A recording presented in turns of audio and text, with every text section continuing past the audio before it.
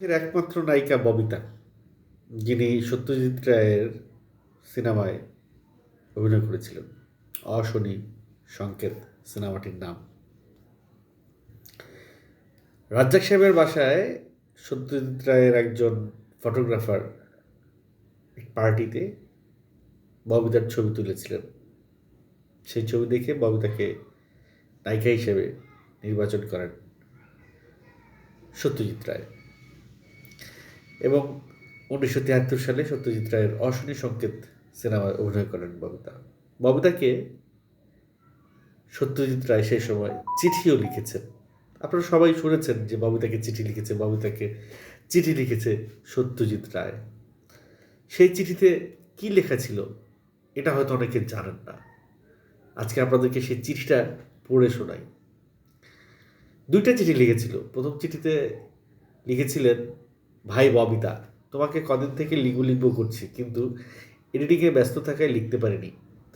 দিন 7 হলো মাদ্রাজ থেকে রাশ প্রিন্ট এসেছে, তোমার কাজ খুব ভালো হয়েছে, সেটা অবশ্যই আমি আগেই জানতাম।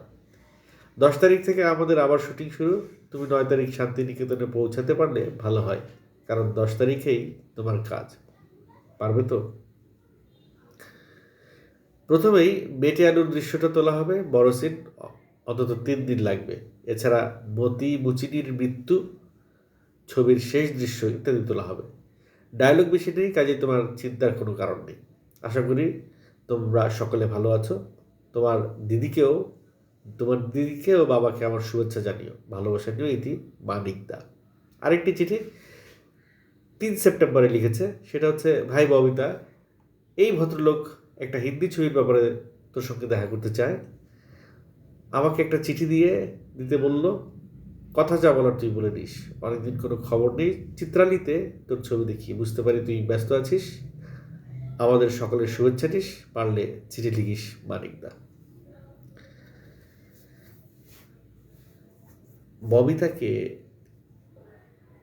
সত্যজিৎ রায়ের চিঠি লেখা উপমহাদেশের একজন বিখ্যাত ডিরেক্টর, অস্কারপ্রাপ্ত একজন ডিরেক্টর।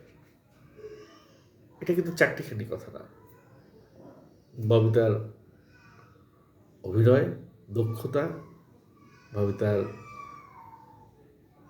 উপমহাদেশে তার একটা গ্রহণযোগ্যতা, তার ব্যক্তিত্ব, তার শালীনতা, তার ভদ্রতা, তার শিক্ষা, সব কিছু মিলিয়ে ববিতা একটা প্যাকেজ।